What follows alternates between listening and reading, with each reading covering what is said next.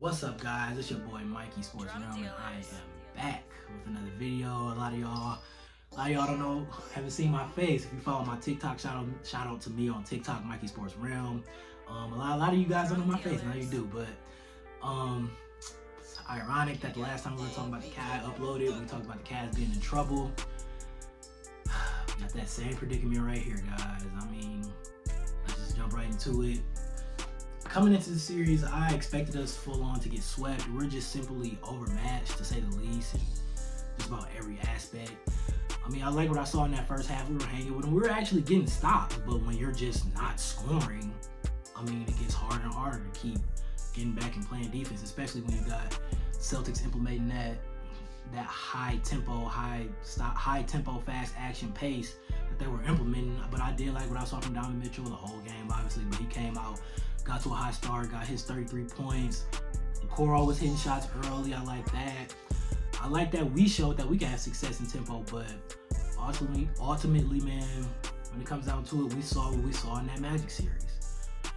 We saw an offense that when Donovan Mitchell wasn't scoring or creating or making things happen, we saw a very stale offense, and that's gonna continue to be a problem not only in this series but in the future, as we'll talk about down the line going into off season. But that's gonna be a problem, man. I mean, to touch off that a little more, when you got a guy in Jaylen Brown going for 32, you got a guy coming along with him and Derek White getting 25. You got Donovan Mitchell, who came along with him. I mean, you look at Evan Mobley, you can easily look at the stat sheet and say, oh, Evan Mobley had 17 and 13, but Evan Mobley, anybody who watched the game, you're not fooling nobody. You walked into that fourth quarter with 7 points, man. You had a garbage time performance of your life.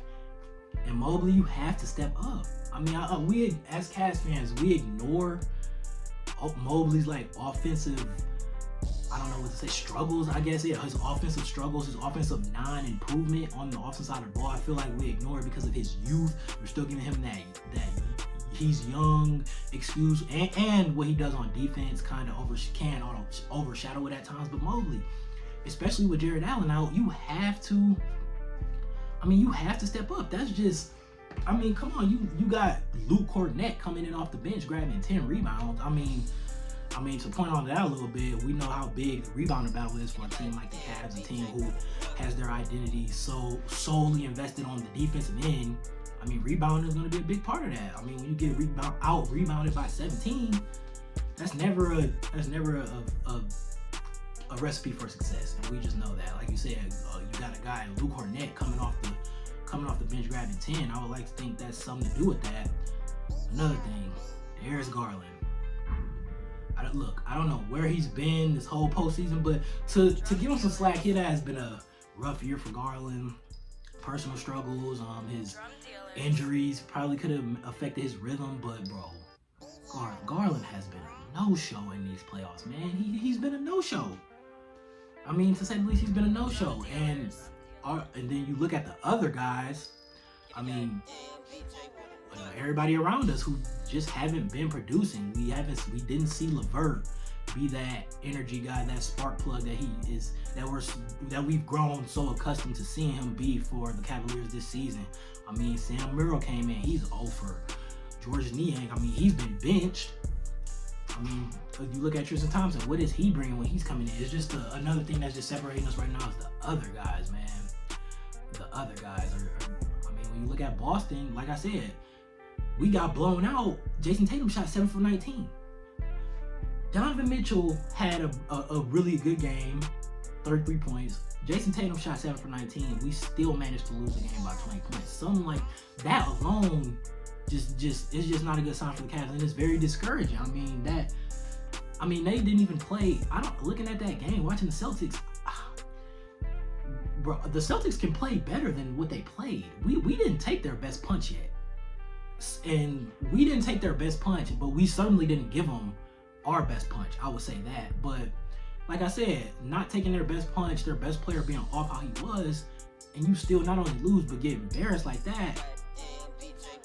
I mean, that's just rough. I mean, this is our third blowout, and we've played 8 games now.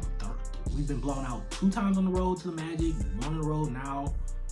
on this series. That's half of our playoff games have been blowouts, man. This is just something needs to change. I mean, I wouldn't be surprised. Maybe you go to look. The playoffs is a game of adjustments. Maybe you go to Damian Jones earlier, get some size out there, maybe to bang with Cornette when they try to go with Cornette. He's a 7-footer.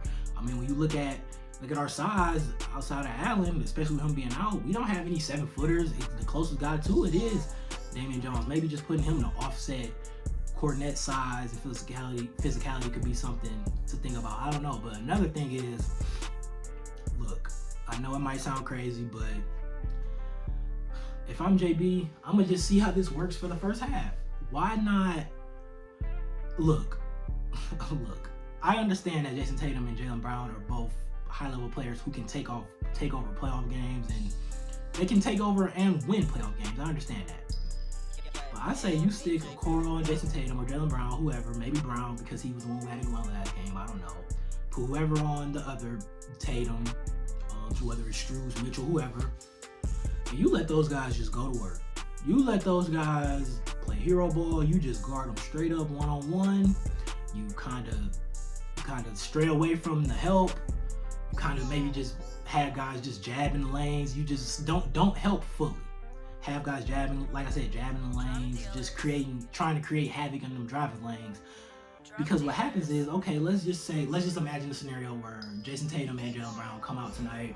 They combine for 65 points tonight. Let's just say they combine for 65 points. If they're just playing hero ball and we just letting them do what they want to do all game, I feel like that is a way to neutralize their offense in a way, because then the other guys are less likely to get off. Then Derek White is less likely to get 7 threes. Guys like Jrue Holiday are less likely to contribute double figures. Hell, Peyton Pritchard had 16 last. Yeah, he did. He had 16 last game. Our whole bench scored 15. That just goes to show how key those other guys are. You don't want, with a team like, especially as high-powered, how potent of an offense Boston is, and they have, you don't want a situation where their superstars are getting off and the other guys around them come along. Because that's kind of what happened last game. We just kind of got bailed out with Tatum's stinker of a performance. But we saw what happened last game. Jaylen Brown got out to that hot start. He was like 5 for 5, 15 points in that first quarter, I believe. And then after that, you start to see other guys around him come along. Hence, Derek White knocking down 7 3-point shots. Hence, guys like Peyton Pritchard scoring. Hence, Al Horford getting buckets, a few buckets here and there. Jrue Holiday scoring in double figures. And I keep talking about Jason Tatum stinker, but he still had 20. So, like, everybody comes along. I feel like if you just let those two, Jaylen Brown and Jason Tatum, just kind of go, and like I said, I feel like that will throw those other guys out of rhythm. They won't be touching the ball as much. It's just, I feel like it'll just keep the offense kind of more balanced versus less explosion. Like I said, versus everybody getting off. Because you don't want a situation where you have, like I said, Jason Tatum, Jaylen Brown combined for 65, and you got guys like Derek White chipping in 17, 18. Then you got Jrue Holiday 15. Then you got a guy like Horford scoring over 10. You don't want situations like that. I feel like looking at the others can be something big for this series. Also figuring out a way to slow down the pace. Rebounding could be huge in that. Winning the rebounding battle, slowing helps you dictate that pace on the offensive end and kind of try to slow things down, because we did see that Celtic pace that they're known for kind of overwhelm us. And like I said, it wasn't even at its highest form, especially with Tatum having that stinker that he had. So that can be scary to think about. Because, man, I feel like when you play from behind with Boston, it's just like they especially when they're not getting going, especially at home from 3, they just pile on you with those threes, and it just feels like an avalanche that just doesn't stop. That's what it feels like.